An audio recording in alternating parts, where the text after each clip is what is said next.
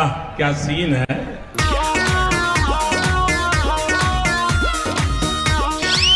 यही नहीं, अभी और सुनिए।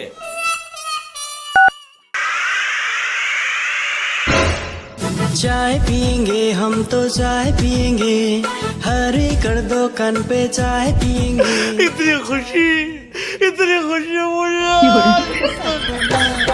मुझे।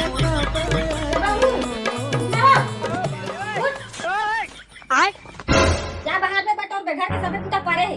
बेकार है भैया, मैं तो टूट गया। तो साला ये दुख का खत्म नहीं होता बे।